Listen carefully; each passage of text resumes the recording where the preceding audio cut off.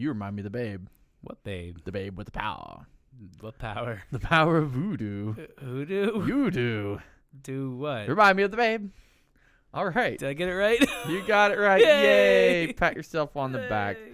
All right, I was people. like sweating bullets through that. Welcome to the Fluent Nerd, a not-so-serious discussion on all things nerdy.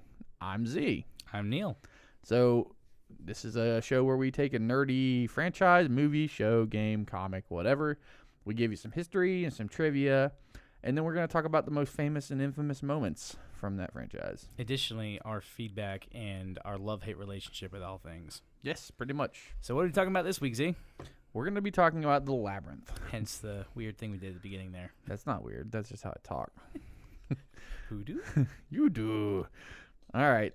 So 1986. It was directed by Jim Henson, who you would know is the Puppet Man.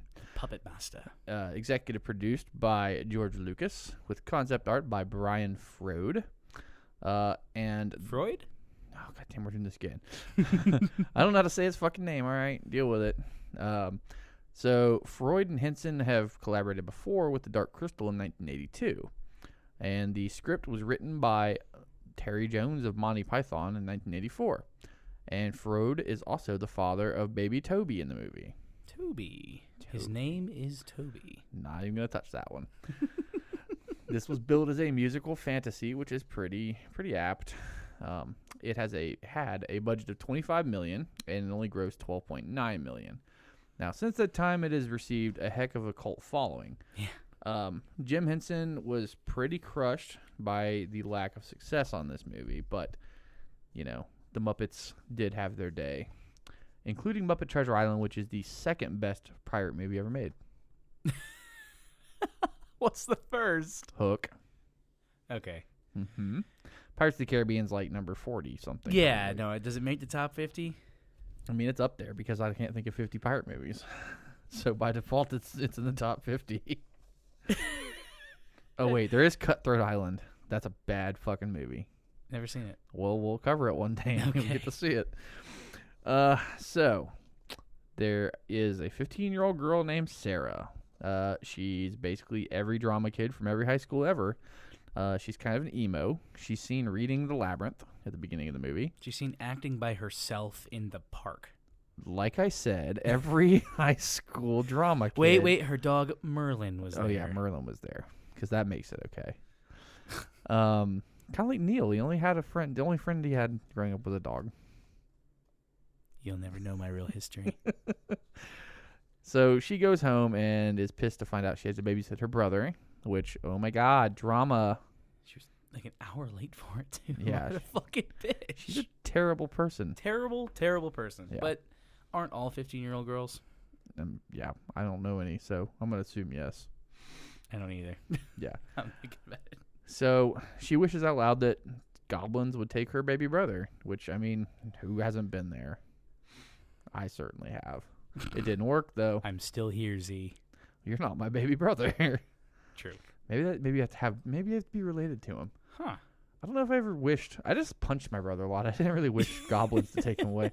I could take care of that shit on my own. If I wanted to lock him in a labyrinth, I'd just done it. Because you have a labyrinth. I know you do. I do. Anyway, so David Bowie and his massive crotch bulge show up and take away little baby Toby. Ugh. Why So, not me? Why not me? Yeah. David Bowie. Can I go next? David Bowie and his massive crotch bulge played Jareth the Goblin King. He gives Sarah 13 hours to solve his labyrinth to rescue her brother, which all of a sudden she cares about. He's also a master juggler and an owl, and he has really cool hair. And an owl. Like, it's just a side thing. He's like a vampire, but kind of cooler. I don't know. What's cooler, owls or bats? Owls. I mean, depends on the context. Yeah. But, yeah. I mean, I Personally, never cried over a bat dying, but Hedwig. well, if you're an owl, you're way less likely to get, like, your head bitten off by Ozzy Osbourne. Fact. That is a fact. All right, so then we meet a guy named Hoggle, who is basically the shittiest hobbit ever. He gets dragged on this adventure, just like Bilbo. Hobble? Hogwarts? Something like that. Anyway, as an aside, Now, that puppet is currently in the unclaimed baggage store in Alabama, which has a little museum. And he's fucking creepy as hell because he's half rotten. Also, a very little museum, like a literal entranceway. It's not even a museum per se. It's just like the lobby. The of shit the that they store. like that they're not going to sell because the rest of the place is like a giant fucking. But I thrift guarantee if store. you offered him enough, you could own a half rotten hoggle. And he is like more half rotten. Oh, yeah. I think he sat in the airport for a couple of years before they found it to sell it. Which also, if you know who it belongs to, what the fuck? Give it back to No, Jim but Henson. seriously, I think we're glossing over that fact that the fucking hoggle puppet was unclaimed airport baggage. Well, this movie didn't do well, all right? It didn't get a cult following until, like, most of the little kids that grew up watching it became grown-ups and started showing their kids, and then assholes with podcasts started talking about it. And we are assholes, and we are talking about it. So actually, I'm not speaking. I'm communicating through my mind into yours. Yeah, Z's actually just a brain in a jar. Mm-hmm. I'm a damn good-looking brain, though. I've seen better. So they go off on this adventure, and he doesn't want to, but Jareth's making him do it because he wants to use Hoggle to distract her from getting to the castle. Hogwarts? Something like that. Hoggle. So she promptly falls into an oubliette, which they talk about in the movie, and I think Hoggle even says, you don't even know what an oubliette is. And I also did not know what an oubliette was. So it's from the French phrase oublier, which means to forget. Ooh, French. Yeah, it's a hole, basically. It's a prison cell that just has a hole or a hatch on top, and they drop you in it to forget about you. French would have a special word for a hole. Yeah, pretty much. And our use of the word goes back to 1819, where it's quoted in Ivanhoe. But the French have been using that word since 1374. So, yeah. The more you know. There's a fact you'll promptly forget. Oubliette. Oublier. So then we got Ludo, who's a big, hairy motherfucking beast. Ludo. And he also can make rocks come by yelling at them, which is, I guess, a skill. I'm gonna rock past that joke there. You're just mad because I rock so hard. That was bad. Stone cold shit. Like a rock. Oh, like a rock. Let's move on. I killed the joke, people. God damn it. Then you got Sir Didymus, who is a fox, and he has a dog named Ambrosius, which is fucked up. It's like the Goofy movie from the 90s. But everyone wants to forget about that. Nope. Dog slave. That Slavery. happened. It's slavery. It's fucked slavery. up, people. Slavery's not cool. We at the Fluent Nerd do not condone slavery. Endorse or condone slavery. In any form. Moving on. Moment of silence. Sarah. Hoggle gives Sarah a poisoned peach because Jareth tells him to, which tastes a lot like Rohypnol. And she wakes up in the masquerade ball scene, which, if you know anything about the movie, this is the scene you think about. Or if you've ever been to the Dragon Con masquerade ball, it's basically what it's based on. Yeah. So she slow dances with Jareth, who basically tries to convince her to fall in love with him, and it's totally not creepy for some reason, even though she's 15. And but it's totally creepy. She wakes up in a junkyard surrounded by creepy old junk women who try to brainwash her. Junk gypsies. Which, on this rewatch that we did just recently, I realized that when she's in her room in this scene, the junk women are stacking stuff on her back, which is basically what they look like. Yeah. So it's implied that she is turning into a junk woman herself, or they're trying to make her into one, which implies that all of them at some point were probably chasing down a little baby brother in this world. So this whole thing is probably going on for thousands of years. We'll get to that. Yeah, we'll get into that. Maybe. So she eventually says nope, and she goes to look for her brother again, and the squad rolls up and helps her out. Squad. It's the squad. The Labyrinth squad. They finally get to Jareth's place. There's an MC Escher staircase scene, which is pretty fucking cool. Bowie gets creepy again, and she utters the famous and powerful words, "You have no power over me," which somehow defeats him. Which, now that I'm thinking about it, is kind of like that scene from Lord of the Rings. No man can defeat me. I am no man. Oh, God. Stabby stab. I mean, the shittiest thing. Anyway, yeah. I like that scene. We'll get onto that. I thought it was very empowering. Moving on. So she saves the baby and then probably gets sent to an asylum if she ever tries to explain any of what happened. Well, yeah, especially because at the end of the movie, she has a whole fucking dance party with all her friends and frenemies from the Labyrinth. Yeah, some of her friends would just try to kill her. Like yeah, 3 tried to hours literally before. rip her head off. Yes, Get for the fun. saw. For fun. When I try to do that, I go to prison. It's bullshit. Bullshit. All right, so that's the plot. We'll come back in a minute with some trivia and fun facts for you.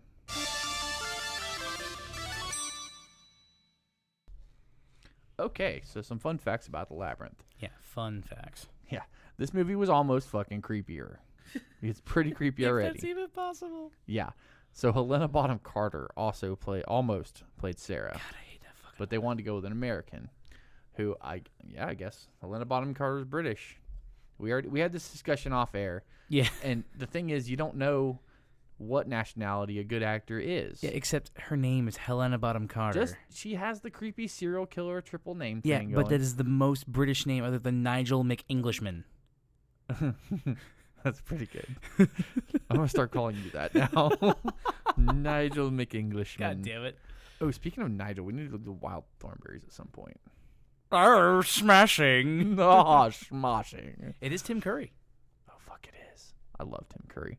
Also, Muppet Treasure Island, Tim Curry. It all comes back to Muppet Treasure Island. Everything goes back to Tim Curry. Oh, yeah. Or the Muppets. And the Muppet. Yeah, okay. Yeah. Anywho, Laura Dern from Jurassic Park also auditioned, as well as Sarah Jessica Parker and Marissa Tomei. We're going to gallop over that horse joke. Oh, sorry, people, my voice is a little hoarse. Was that a good joke? Nay, good. Nay, it wasn't very good. I behoove you, make some more. All right, let's get back in the saddle here. Jim Henson also considered different stars for Jareth's role. At first, he wanted Sting, who ended up being in Dune. Better decision for Sting. Yeah, Dune's a great movie that we're going to cover, too. Yeah. Also, Prince from Purple Rain, and also the man responsible for the 1989 Batman soundtrack, which is killer. Mm-hmm. Also, that's Burton. God damn it, I hate Tim Burton. Fucking Tim Burton's awesome.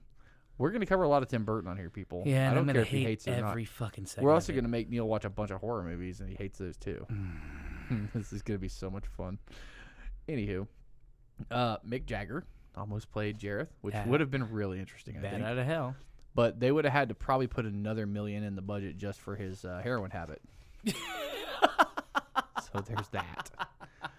And the best for the last, and I promise we're going to keep this brief, but Michael Jackson was also considered for Jareth's role. Briefs? I'm going to fucking just glaze over the fact that they wanted Michael Jackson to play a Goblin King who abducts little boys. It's too close to home, honestly. Yeah, it's too real. I don't know. damn. We're not going to even go there. I mean, we probably will a little. No, we're not going to go there. We're going to moonwalk right over all these references. Let's just beat it. God damn it. All right. So Hoggle ended up being Hogwarts? Hoggle. He was the hardest puppet to maneuver. He had 5 operators inside of him, kind of like Neil on a Tuesday. Or Michael Jackson's house. He also had 18 motors in his face alone. So, God damn. yeah. He was pretty expressive, Kind though. of like Joan Rivers at the end.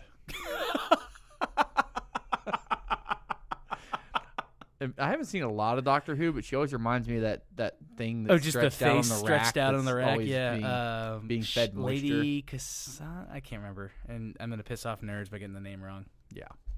Also, I saw a video the other day where Joan Rivers was talking about how Michelle Obama was a tranny. I saw the same video. Oh, you sent it to me. Well, I did. We're not going to get very political. No, on the because show, we people. will get killed. Yeah, we're not going to get political on the show, but it was interesting. I'll give them that.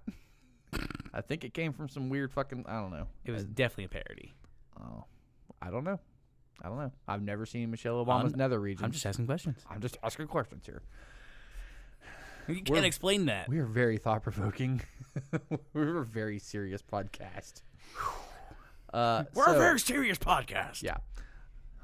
We're not fake news. So The owl at the beginning of the movie is actually the first photorealistic attempt at a CGI animal in a movie ever. Which is a really weird hat this movie has to hang it, like a weird thing to hang its hat on, is what I'm trying to say. Pretty much. It's because of all the things this movie is, groundbreaking was not one of them, in my opinion. You can shut your whore mouth, because I thought it was groundbreaking. It would have been groundbreaking. It's about to be face breaking. Keep talking shit about this movie. Hogwarts? So, pretty much every character in the movie can be seen in Sarah's room at the beginning as a doll or a stuffed animal or a picture or whatever. Kind of implying that she's like tripping on dope or something weird, and she's just seeing all this stuff come alive. Yeah. Which that's one of many. Well, that's one of a few theories we'll discuss. Jesus. You could really go down the rabbit hole in this movie. We will ruin this movie for you. It makes a lot more sense with the theories, which is not good. Yeah, because it just trying to watch it without. I kind of hate that I had waited so long to rewatch this movie because I have all these theories in my head with it. We're gonna ruin this movie for you, and I apologize ahead of time.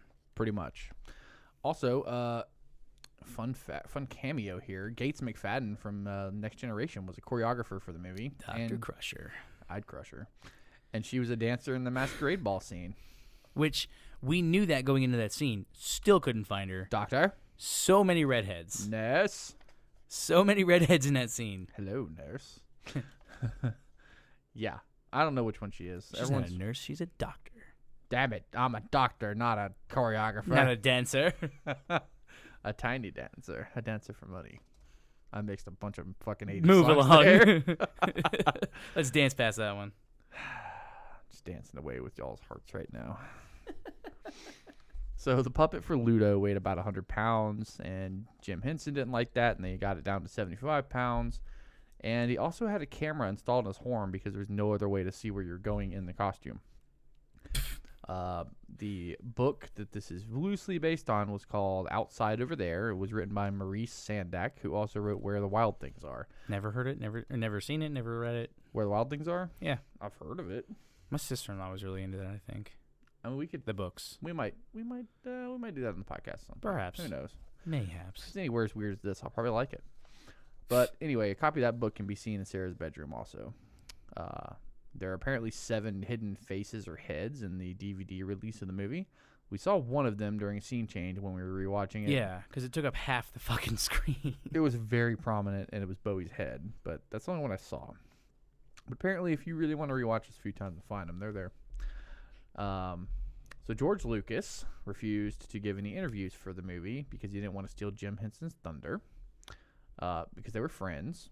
Yeah. Also because the movie didn't make any money, so maybe he just didn't get anything out of it. I don't really know. I was going to say good guy George, but really just trying to protect his career, Good George. guy George.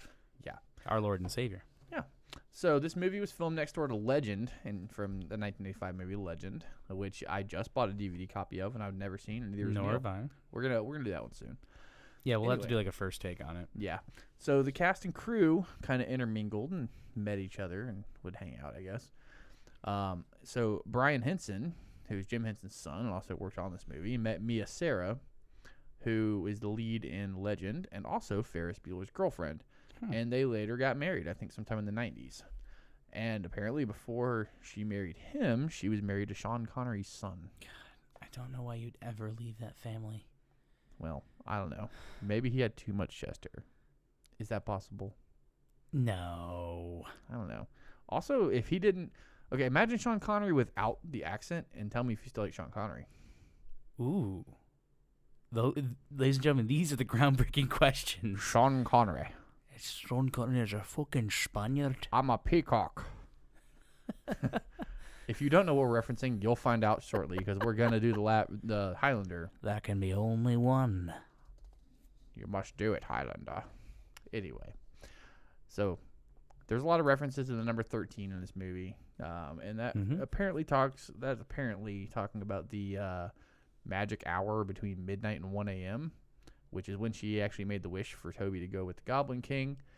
But I've heard that the witching hour is between 3 and 4 a.m., so whatever. Hold on. Didn't the parents say they were going to be back by midnight? Moving on. God damn it. I don't fucking know. Don't make me think. Sorry. Anyway, I mean, that could be, both those things could be true in this movie, because this movie makes no fucking sense, and it's entirely an acid-driven plot line. Anyway, so Brian Henson was the voice of Hoggle, which is kind of cool. Yeah.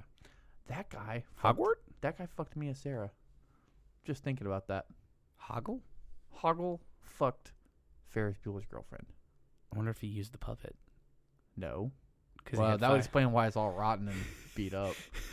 It was used in sex acts and abandoned in Alabama. Just like Neil. Sure. I was going to say Neil's mom, but I didn't want to go there. Thanks, E. Thank you. It would have been funnier, you have to admit, but I didn't want to go there. I've kind of pushed out. Thanks, I guess. Yeah, something like that. Oh, God. So apparently in this movie, there's a Skeksis in the background, which if you've seen The Dark Crystal, which I actually haven't. You've never seen The Dark Crystal? Sure haven't. I think I even own a copy. I don't know. Whoa. But that's a furry shellfish creature that's in the apparently has a role in Dark Crystal. Yeah? It's somewhere in the Labyrinth. It's been years since I've seen it, so I can't really say like I know much about it, but I'm surprised you've never seen it. Well, also, we have to talk about Bowie's hair because it's amazing.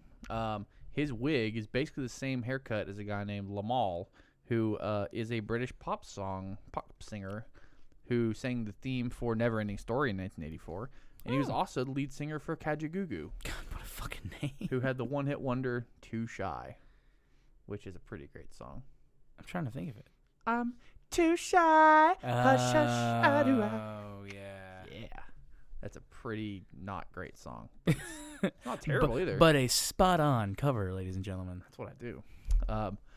Also, there's a reference that every time they say the phrase, it's a piece of cake, shit goes bad. It's not a piece of cake. It's never. The cake is a lie. A cake is a lie. All right. So in a minute, we'll talk about some fan theories from this movie and then maybe some of our favorite and least favorite moments.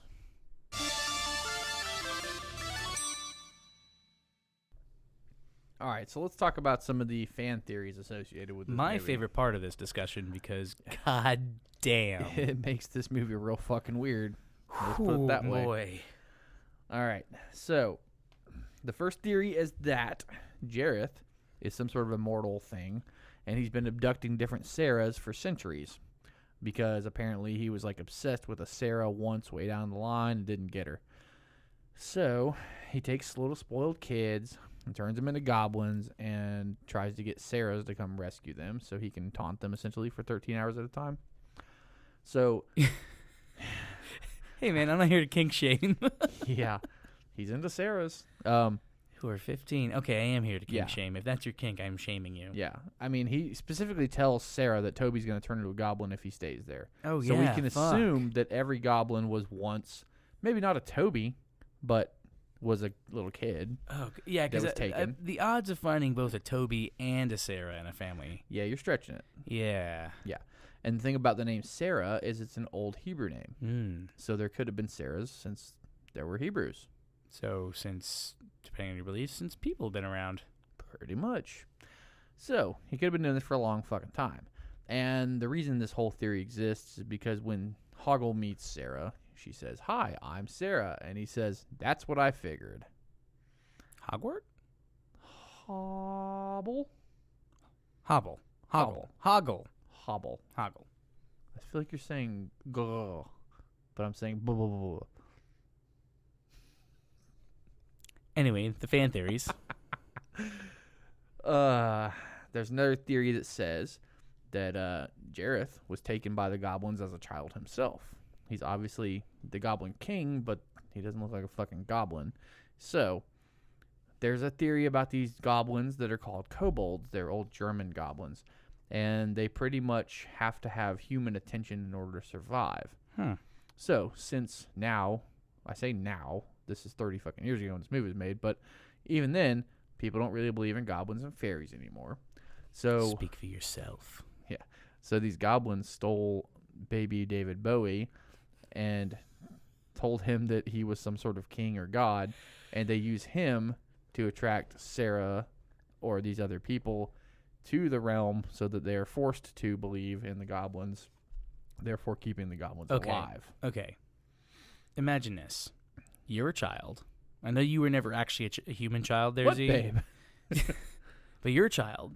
You get abducted by aliens or kobolds or goblins, whatever the fuck it is. Jin.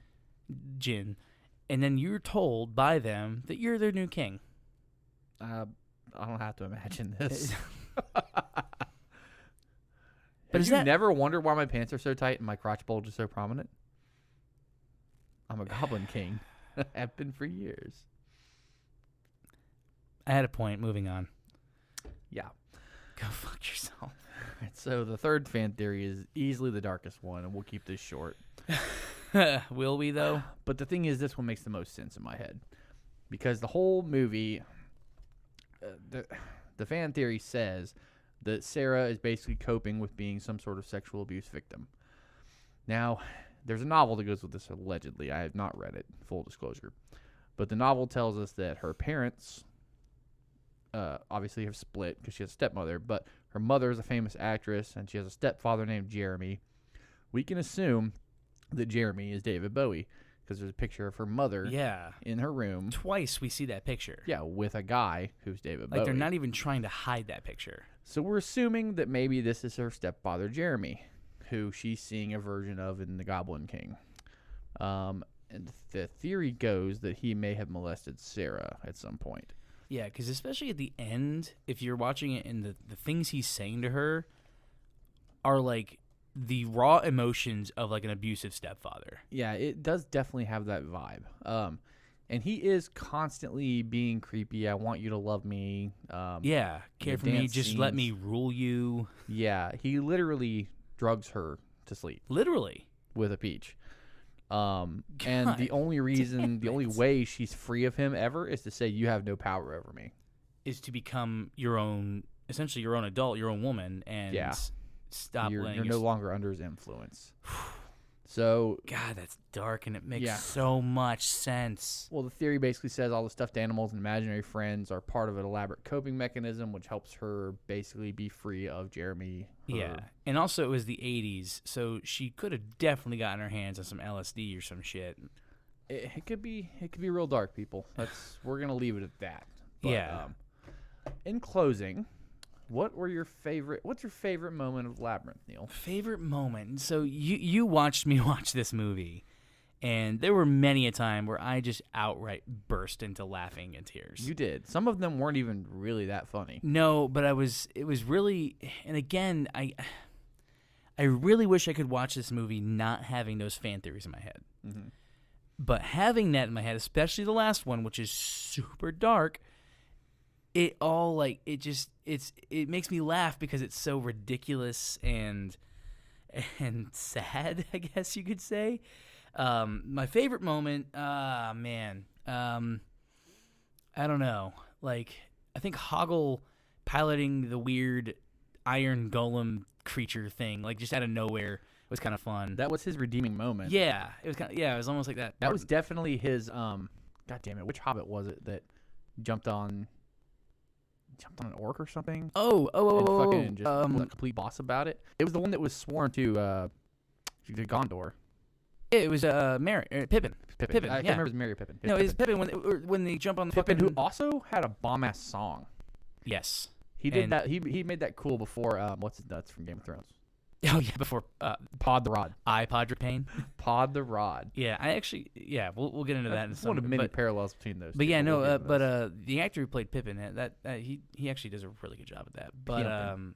His name is Pimpin.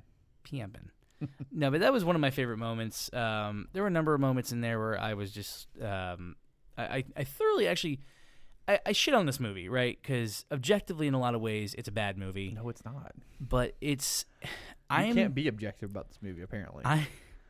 I'm never going to probably watch it again on my own. I'll never watch it on my own.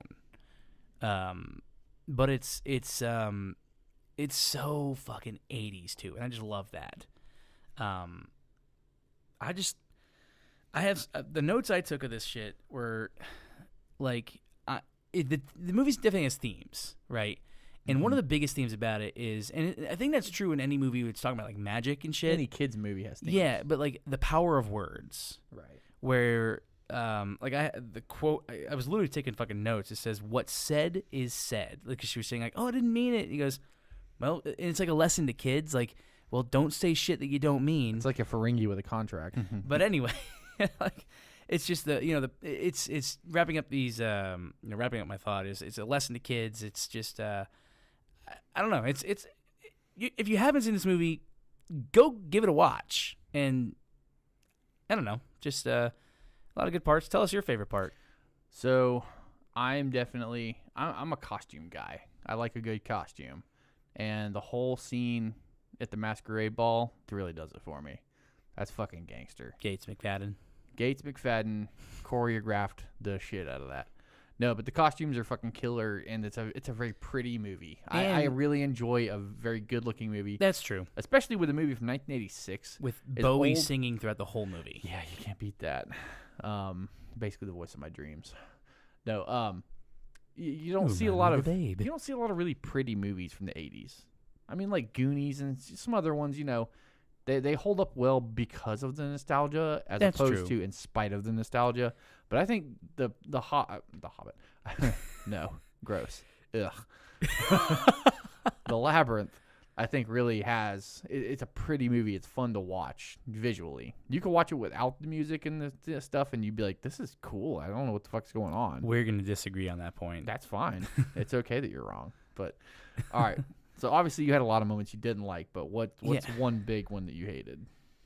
The whole fucking swamp. What is it? It's the Bog of Eternal Stench. The Bog of Eternal Stench is one giant fart joke. There's literal anuses in the swamp. I'm like, look, man, like you can make a fart joke. A fart joke. It did. It made a 10-minute long They fart made joke. a 15-minute fart joke. Oh. I just also wish... Sir Didymus was one of my favorite people in it. Didymus. I just wish that the movie made more fucking sense. That's the only thing I don't like about it. It's all an if acid it had dream. another half hour of stuff in there that kind of like bridged some of the moments together. Or like even the beginning, they just kind of drop you into it. Well, if Bowie had more lines and kind of explained things, or like a cool David Bowie voiceover at the beginning that like... In the year 1986. I don't fucking know. Or something like, ooh, the power of goblins, or something like that, Like the original Dune, they had to come back when they released it Yeah, like on VHS, yeah. and they had to give you a 10-minute intro because it's such a thick, stupid world that they've built. It's not stupid. Some of it's stupid. Some of it's very stupid. But, Dune, when they did that, since they realized they didn't do well at the box office, which pretty much like Labyrinth, they had to come back and give you more of the story. Yeah, they learned from their lesson. Yeah, it was still too little too late. But I think Labyrinth could have used that. I think they could have. Yeah, that's a good point. Or maybe even if, I don't know, like I said, I haven't seen The Dark Crystal, but if they made those like into a 2-part movie, maybe they would have done better. I don't know. If you could have transitioned them. I don't know. Maybe one's a sequel of the other. That's interesting. Yeah, and I don't know if they are or aren't. So they're definitely not. But it seemed like there was more to the Labyrinth story that didn't get told. It seemed like there was a great story there, but didn't get pulled all the way out. That's a very valid point. Yeah. So and they should have cast Michael fucking Jackson. Yeah, or Michael Dorn. Can you imagine? He's just like Klingons as goblins. I would watch this shit. Oh my god! All right, come with me, Sarah. It's a Stovacor. So we are going to wrap up. We're gonna wrap it up there. We're gonna wrap up the Labyrinth there. We want to thank you guys for listening. We want to thank our wonderful music guy for our intro song, and tune in next week and we'll talk about some more dumb shit. And we're probably going to sing you out after our last set of ads here. So if you want to hear that, stick around. Ads. Yeah. All right. Thanks, guys. Okay, bye. Well, thanks, guys. That was our review on The Labyrinth, as disconnected and disjointed as it was. Thank you for listening. Please leave us a review on wherever you catch your podcasts. Catch us on Facebook, Twitter, and Instagram at The Fluent Nerd, all one word. Send us feedback either on the social media or you can send it to our Gmail, thefluentnerd@gmail.com. If you have a suggestion for any good behind-the-scenes story, email it. Honestly, any feedback at all, we're very eager to hear from you guys. So let us know. Thanks for listening again, and we hope to catch you guys next week. Also, special thanks to our friend Sean Ryan, who did our intro music here. Absolutely. You can find him on Instagram, SoundCloud, and Facebook. Again, that's Sean Ryan. Sean Ryan. Thanks for listening, guys. Thanks.